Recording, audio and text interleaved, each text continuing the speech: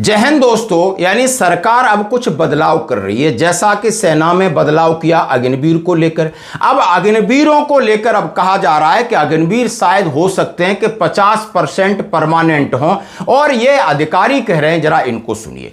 दूसरी बात करूंगा, अब सरकार ने सीएपीएफ में एक बिल ला करके ये दूरदर्शिता ये दिखा रहे हैं कि शायद हो सकता है कि अब फौज से कुछ बंदे निकलेंगे, वो सीधे पैरामिलिट्री फोर्सेस में जाएंगे।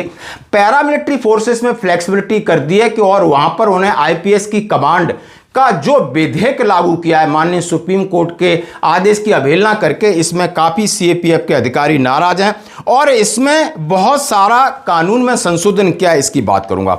तीसरी बात करूंगा दोस्तों, डीएससी के अंदर, हाँ जी दोस्तों, डीएससी के अंदर 13 साल 6 महीने में आप पेंशन के इंटाइटल्ड हो। उसकी कंडीशंस क्या क्या है, वो जो वकील हैं जिन्होंने केस लड़ा है उनसे मेरी बात हुई, उसके बारे में बात करूंगा। दोस्तों सबसे पहले मैं बात करना चाहूंगा, हाँ जी दोस्तों, कि सशस्त्र बल हो, चाहे आर्मी, एयरफोर्स, नेवी हो, चाहे पैरामिलिट्री फोर्सेस हो, सरकार कहीं ना कहीं बदलाव कर रही है। अब दो चीजों का बदलाव कर रही है। एक तो सोच रही है कि अभी आर्मी के अंदर, एयरफोर्स, नेवी में सोच रही है कि जो मॉडर्न वारफेयर है उसके हिसाब से क्या रिक्वायरमेंट है, इक्विपमेंट प्रोफाइल को लेकर बदलाव है, मैन पावर को लेकर बदलाव, और बजट को लेकर ज्यादा चिंतित है। हमेशा कहीं ना कहीं पैसे की प्राथमिकता ज्यादा है, जैसा कि हम लोग जिस चीज का अध्ययन करते हैं, और ऐसा ही उन्होंने सीएपीएफ में किया। साथ ही एक अधिकारी अग्निवीर को लेकर कह रहे हैं कि निश्चिंत रहो, 50% अग्निवीर परमानेंट किए जाएंगे। आप पता लग जाएगा। देखो, इसमें तो पार्लियामेंट में बात होती है, है ना, छोटी बात नहीं है ये, तो प्रधानमंत्री को भी पता है।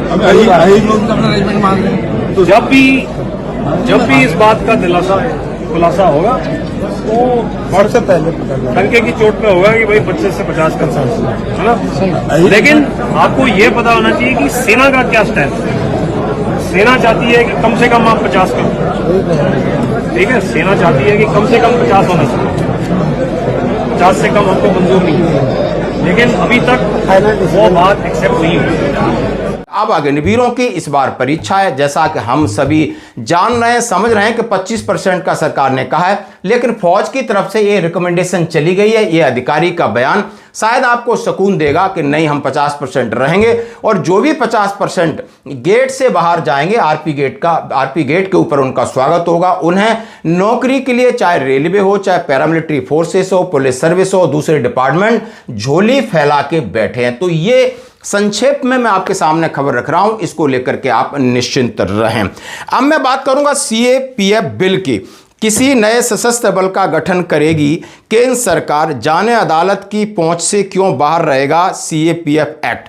यानी अब ऐसा एक्ट है जो अदालत की पहुंच से बाहर रहेगा। किसी नए सशस्त्र बल गठन का करेगी केंद्र सरकार, यानी कुछ न कुछ नया करने के चक्कर में है। यानी सीएपीएफ जिसके अंतर्गत सीआरपीएफ आती है, अभी अब बीएसएफ आती है, एसएसबी आती है, आईटीबीपी आती है, आसाम राइफल्स आती है, और जितने भी आप पैरामिलिट्री फोर्सेस हैं, अब उसके कहा जा रहा है कि संतुलन बिगाड़ने का खतरनाक प्रयास। अब विपक्ष कह रहा है कि इस तरीके से सरकार जो कर रही है, बिना किसी की राय लिए कहीं ना कहीं पैरामिलिट्री फोर्सेस का संतुलन बिगाड़ रही है। बट सरकार की मंशा क्या है? नया सशस्त्र बल, केंद्रीय सशस्त्र बल पुलिस विधेयक 2026 के सेक्शन 4(1)(a) में लिखा है कि सरकार चाहे तो लोकहित में एक नोटिफिकेशन के द्वारा सीएपीएफ एक्ट की प्रथम अनुसूची का कोई नया एक्ट जोड़ सकती है, जो कि उसमें कहा गया है कि भविष्य में सरकार की मंशा कोई नया सशस्त्र बल खड़ा करने की हो सकती है।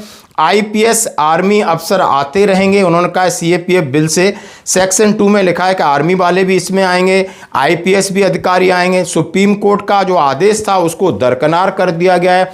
संसद को सीएपीएफ कानून बनाने का अधिकार दिया है। केंद्रीय गृह राज्य मंत्री नित्यानंद राय ने इस बिल को पेश करने के बाद कहा है कि संसद को सीएपीएफ पर कानून बनाने का अधिकार है। भारत की संचित निधि से कोई व्यय नहीं होगा, इससे सीएपीएफ की प्रचलित व्यवस्था प्रभावित नहीं होगी।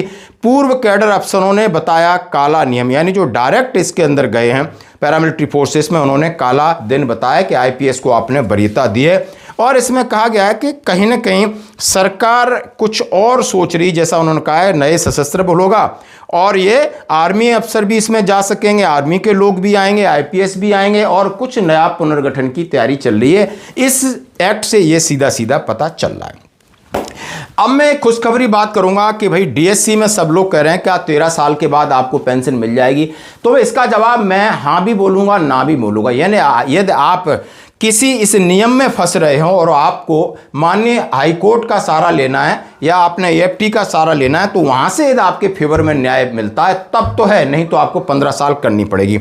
और ऐसा ही हमारे एक वकील साहब हैं दोस्तों, उन्होंने हमें भेजा है कि एक्स सर्विसमैन अवेयरनेस न्यूज 13.6 वर्ष यानी 13 साल 6 महीने की सेवा पूरी करने के बाद सेवा से निवृत्त हुए डीएससी कर्मियों का दूसरा पेंशन आर्मी पेंशन के अलावा प्राप्त करने का अधिकार है। माननीय भारत के सर्वोच्च न्यायालय ने उनके पक्ष में फैसला सुनाया है। सरकार ने डीएससी की नौकरी में 13.6 से 15 वर्ष की सेवा के बाद डीएससी सेवानिवृत्त होने वालों के लिए दूसरे पेंशन के खिलाफ अपील दायर की थी। हालांकि अपील एसएलपी संख्या 2772522024 को माननीय सर्वोच्च न्यायालय द्वारा खारिज कर दिया गया। कृपया सभी डीएससी कर्मियों को हमारी तरफ से हार्दिक बधाई। यह संदेश व्यापक रूप से साझा करें और इनकी आप लिस्ट देख सकते हो, ऑर्डर देख सकते हो कि इन्हें अब दूसरी पेंशन मिलेगी। तो दोस्तों ये थी सैनिकों के साथ जुड़ी खबरें। धन्यवाद।